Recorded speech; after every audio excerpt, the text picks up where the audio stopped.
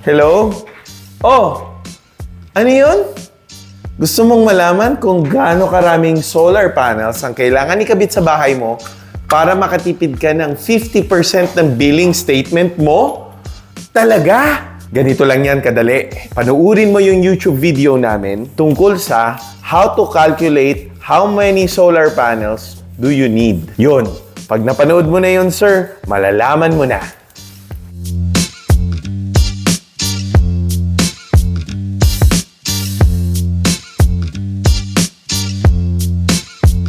Hello! Good evening, everyone. My name is Victor Asuncion, and you're here watching another video by me, your Pinoy tradesman.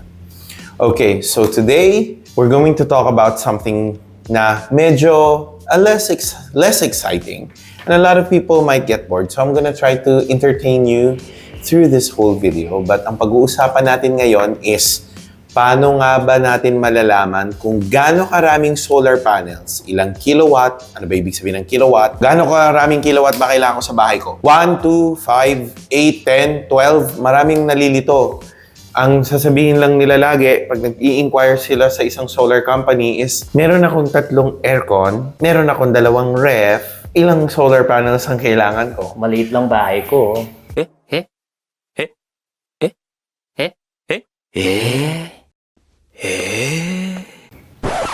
Stop naman to eh. Wait lang. Nagsasalita ako eh.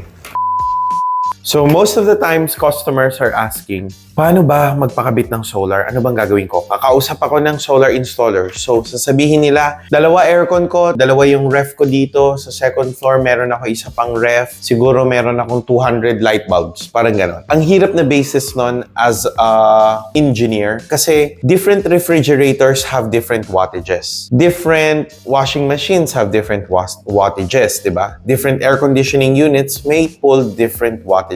Iba-iba ang horsepower niya. So, ano ba talaga ang magandang basis natin para malaman natin kung ano ba ang sapat na size para sa solar energy system natin?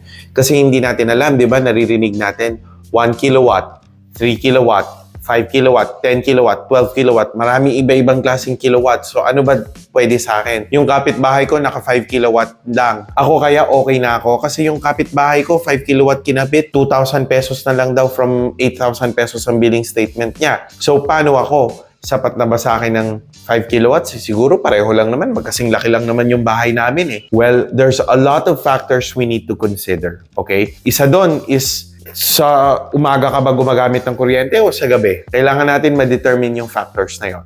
But let's start with the most simple one. Gawin natin in a good process yung pag-discuss natin. Paano natin malalaman ba talaga kung anong size ng solar ang dapat para sa'yo? When you ask a solar contractor, most of the time, they'll ask you, how much do you bill monthly? That means, magkano ba ang binabayaran mo buwan-buwan sa kuryente? So ngayon, pag nalaman nila 8,000 or 10,000 pesos per month, at least may basis na sila. Pero may isa pang factor na magandang malaman namin. Magkano ba binabayad mo per kilowatt hour sa kuryente? Kasi some locations, 8 pesos. Some locations, 13 pesos. Believe me or not, some locations, 16 pesos per kilowatt hour. Okay? So, yung calculation would vary na naman on those factors. Okay? Pag industrial, 6 na piso. So, the price of the electricity always also plays a factor. So, ngayon, ang pag-uusapan natin, what is the calculation we need to do? Gawin natin yung onting math natin. O, sige. Let's give an example. Gawin natin siyang realistic pag meron nga talagang tao dyan. Okay? Ring, ring, ring, ring. Hello? Yes po. Ma'am, magkano po ba ang binibill mo sa isang buwan? Ay, mura lang ang billing statement ko. Nasa 10,000 pesos lang. So, 10,000 pesos ang binabayaran ni Madam per month. Ma'am, baka may kopya ka ng Meralco dyan? Pwede mo bang picturean at isend sa akin? Gusto kasi namin malaman kung magkano ang presyo per kilowatt hour mo. Ay, nasa 10 piso po. Okay, alam na natin kung magkano ang price per kilowatt hour niya. 10.0 pesos per kilowatt hour.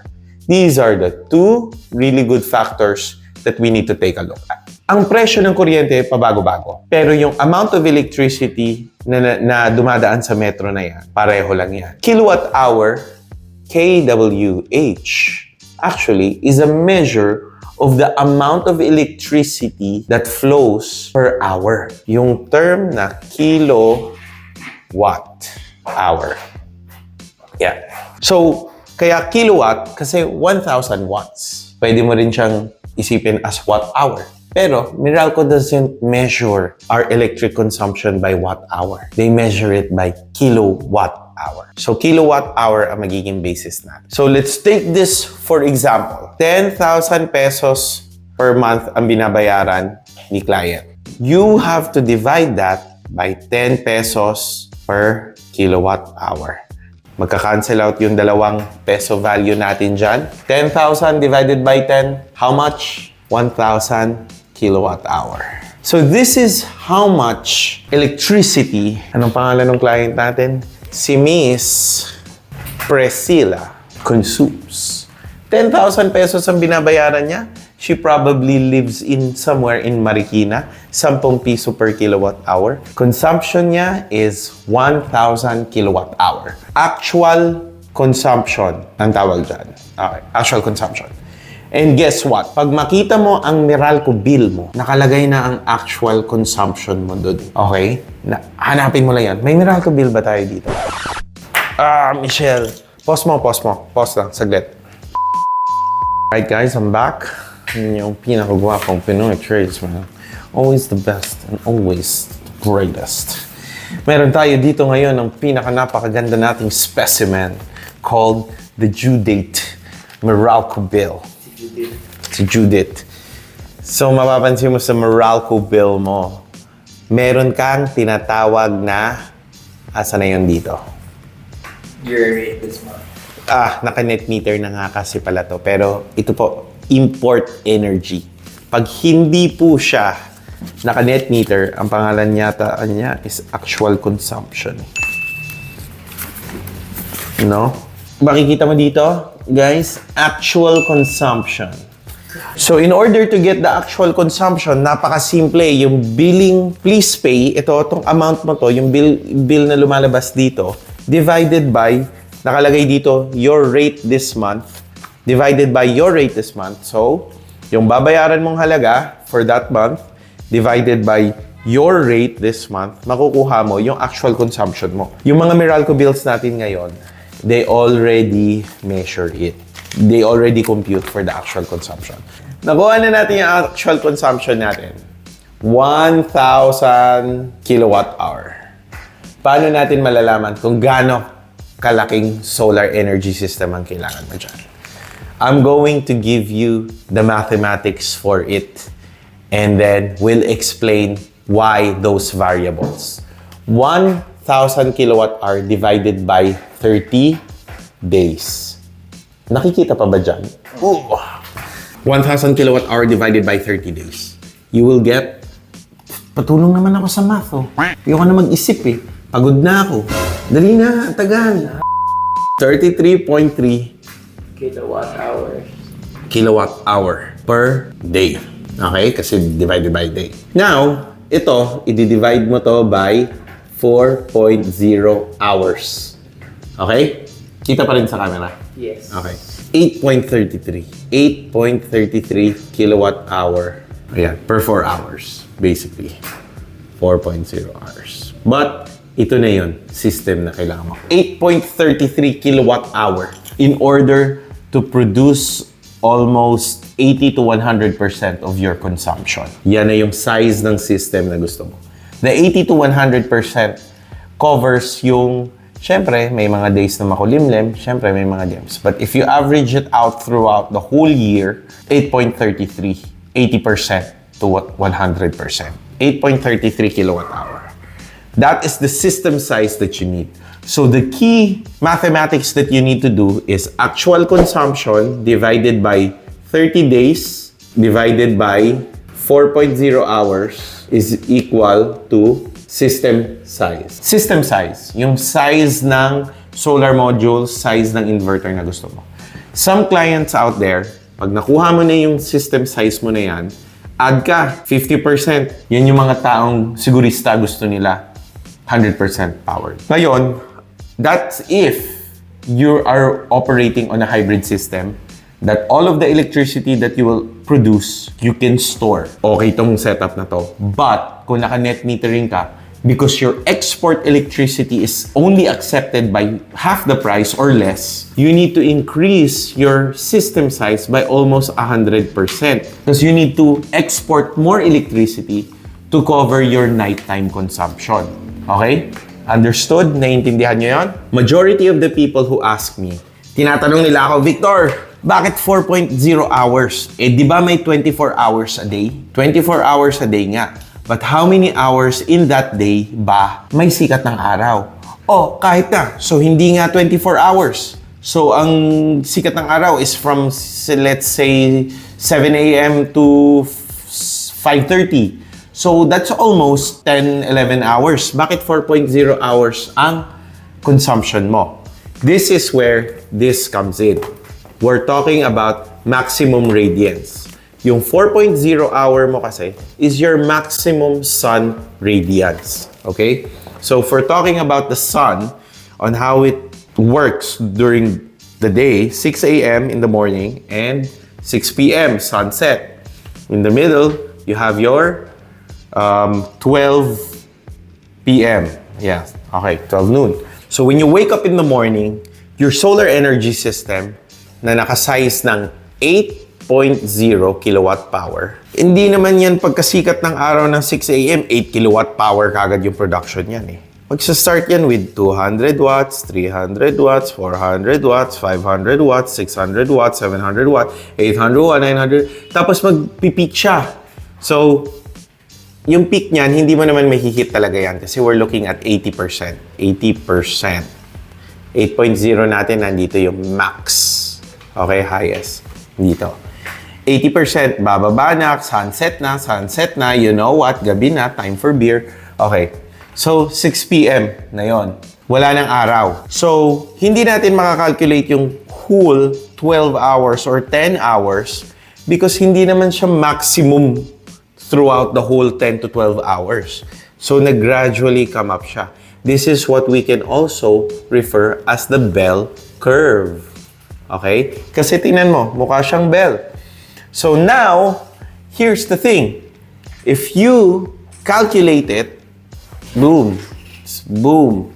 Tapos kukunin mo tong shaded area na to, and you're gonna help fill that shaded area to the area here na hindi rin shaded, lalagay mo siya dyan, and the shaded area here, lilipat mo dun sa shaded area here. Trust me, mas maganda to gawin with the computer. But this is for demonstration purposes. You will find that the maximum radiance hours falls between 3.5 to 4.0 hours. Okay? So far, with our calculations sa solar energy system natin, if you average the radiance period, March, January, February, March, April, May, June, July, August, September, October, November, December, you'll find that your average is 4.0 hours. So, ayun. Kaya 4.0 hours pagdating sa calculation natin.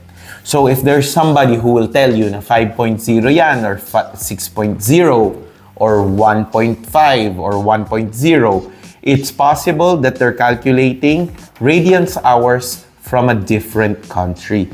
So, if you're calculating in the UK, because you know, my wife, she's from the UK, and doon, sinasabi nila, laging malungkot, laging makulimlim, laging gloomy yung weather. So, ang radiance hours nila is actually 1 hour lang as compared to the Philippines na 4.0 hours.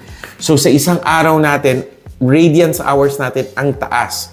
So, that's why you need almost 3 or 4 times the size of solar energy in order to cover the same load that you're consuming here in the Philippines. So that's one of the benefits that we have here in the Philippines kasi, you know what? We're near the equator eh. No matter what season it is, tag-init or tag-ulan, the sun is always above our heads.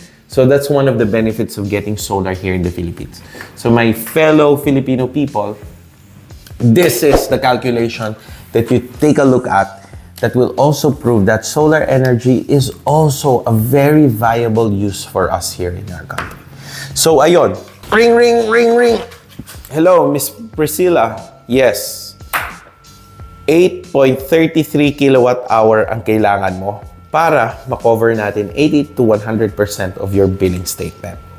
Yes po, ma'am. Okay. Net metering? Ay, you need to times 2 your size. Siguro magpakabit kang 16 kilowatt hour. Ayun. So now, guys, natutunan nyo na kung paano i-size yung system. I hope na-entertain kayo and I hope natutunan nyo na kung paano mag-compute. Kung nasa bahay kayo, ayaw nyo pang tumawag ng solar contractor, gusto nyo munang alamin, you do the math yourself, research. Sana nakatulong yung video namin sa'yo. Kung may mga questions kayo, please comment down below. Actually, itong video namin na to, ginawa namin to dahil may nag-comment nga below at sinabi niya, paano ko ba malalaman kung gaano kalaking solar ang kailangan ko para sa bahay ko? So ngayon, kung mas maliit, mas maliit ang actual consumption mo, same calculations pa rin. Divided by 30, divided by 4.0 hours, and then you get your system size. So, ayun. Thank you very much, guys, for another video. Thank you. Please like and subscribe. Supportahan nyo naman kami para may pang-shawarma kami. Thank you, and God bless you. Bye-bye.